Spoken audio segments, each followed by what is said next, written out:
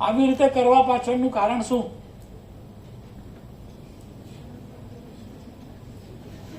હજી તો 30 સેકન્ડ નથી થઈ અને અવાજ આવવા માંડે.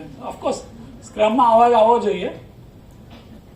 All of them have to speak about the things that I talked about, કે કાલે શું સારું થયું, શું નથી સારું થયું, અને આજે શું કરવાનું છે. આજે શું કરવાનું છે? ના પગના આવી રીતે stand up, please stand up. જો આટલી વારમાં થાકી જતા હોય તો સ્ક્રમ પાછળનો મતલબ તમારો એ જ છે કે quickly you have to fail. તમે ગઈકાલે શું નથી કરી શક્યા એ અત્યારે ને અત્યારે કહી દો, તો બીજી વ્યક્તિ તમે કહેશે આમ કર. That is where the Scrum stand-up comes in. That is how the world is moving and becoming fast. Please go to your places. Thank you.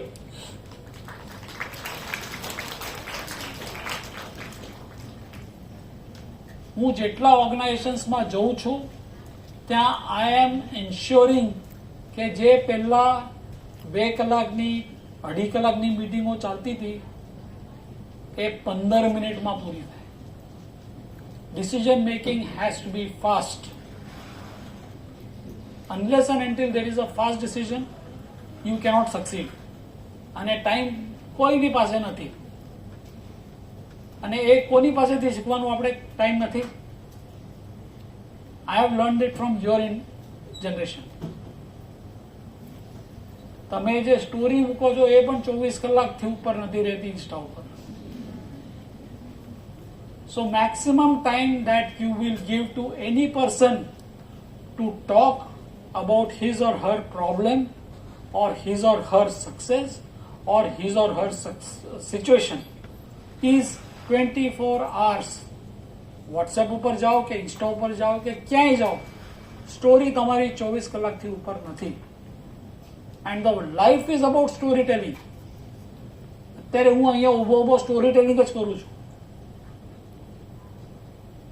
If I can do a good storytelling, you will give a good feedback.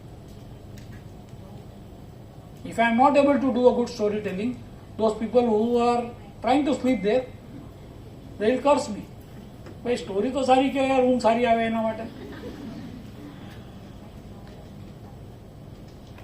એટલે હું એવું request કરીશ ઓડિયન્સને કે સફળ થઈ જવાનું કાલે.